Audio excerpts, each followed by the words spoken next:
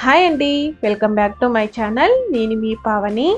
ఈరోజు మనం తావా బర్గర్ ఎలా తయారు చేసుకోవాలో ఈ వీడియోలో తెలుసుకుందాం. చూడడానికి ఎంత టెంప్టింగ్గా ఉందో, తింటే ఇంకా అదిరిపోతుంది. బయట క్రిస్పీగా, లోపల చీజీ ఫిల్లింగ్, పైగా మెల్టెడ్ చీజ్తో ఇలాంటి తావా బర్గర్ని ఇంట్లోనే ఇంత ఈజీగా చేసుకోవచ్చు అంటే నమ్ముతారా?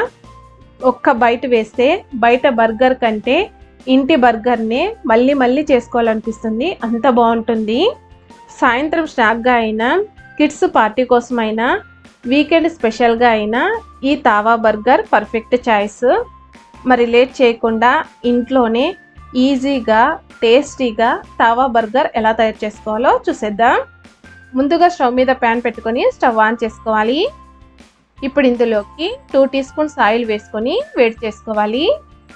ఆయిల్ వేడయ్యాక స్టవ్ను లో ఫ్లేమ్లో పెట్టుకోవాలి. ఇప్పుడు ఇందులోకి చిన్నగా కట్ చేసుకున్న పచ్చిమిర్చీలు 3, చిన్నగా కట్ చేసుకున్న వెల్లుల్లి రెబ్బలు 3 వేసుకోవాలి. ఇప్పుడు వీటిని ఫ్రై చేసుకోవాలి. ఇవి ఫ్రై అయిన తర్వాత ఇప్పుడు ఇందులోకి చిన్నగా కట్ చేసుకున్న ఆనియన్ 1 వేసుకోవాలి.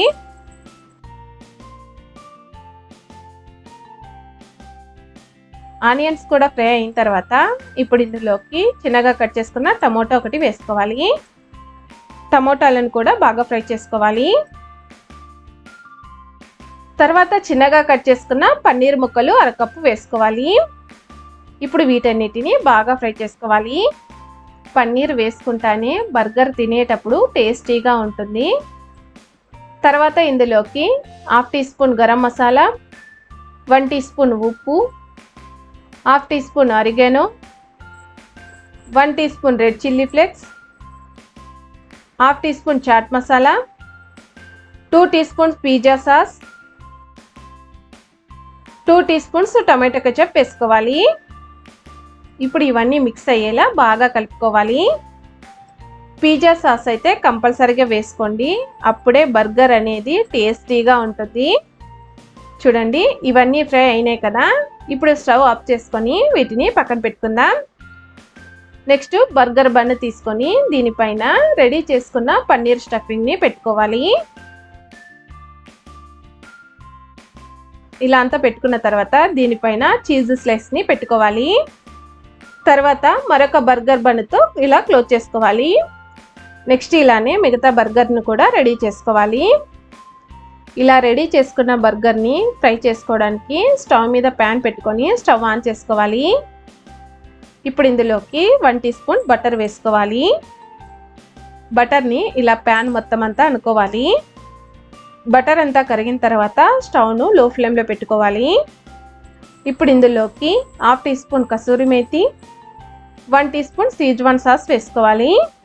ఇప్పుడు వీటిని బాగా కలుపుకోవాలి. ఇలా అంతా కలుపుకున్న తర్వాత వీటిపైన రెడీ చేసుకున్న బర్గర్స్ని పెట్టేసుకోవాలి.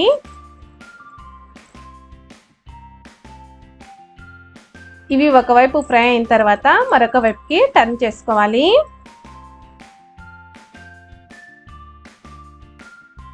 ఇలా 2 వైపులా గోల్డెన్ కలర్ వచ్చేంత వరకు వీటిని టోస్ట్ చేసుకోవాలి. చూడండి, ఇవి 2 వైపులా ఫ్రై అయినాయి కదా. ఇప్పుడు స్టవ్ ఆఫ్ చేసుకొని వీటిని పక్కకు తీసేసుకుందాం. అంతే అండి, చాలా ఈజీగా ఓవెన్ లేకోకుండా కేవలం తావా పైన చేసుకునే టేస్టీ బర్గర్ రెడీ.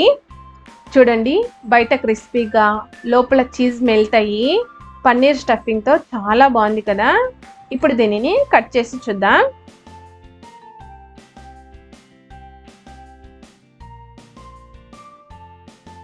చూడండి, చూస్తుంటేనే నోట్లో నీళ్ళు ఊరుతున్నాయి కదా. ఇలా ఈజీగా తావా బర్గర్ని ఇంట్లోనే ట్రై చేసి చూడండి. బయట బర్గర్ అస్సలు తినరు, అంత బాగుంటుంది. మరి లేట్ చేయకుండా మీరు కూడా తప్పకుండా ట్రై చేసి టేస్ట్ చేయండి. మీకు ఈ రెసిపీ నచ్చినట్టయితే లైక్ చేయండి, కమెంట్ చేయండి. మరిన్ని రెసిపీస్ కోసం మన ఛానల్ సబ్స్క్రైబ్ చేసుకోండి. నెక్స్ట్ మరొక మంచి రెసిపీతో కలుస్తాను. Thanks for watching.